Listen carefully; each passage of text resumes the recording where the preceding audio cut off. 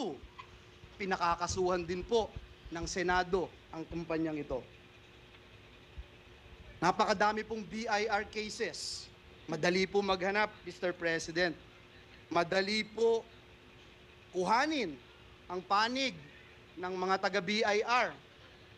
Kung ilang kaso mayroon ang kanyang mga korporasyon. Bukod po dito, yung reklamo po sa ombudsman ng anti-corruption group na ang pangalan Task Force Kasanag International, meron din pong 50 billion na kaso na kinakaharap ang taong ito.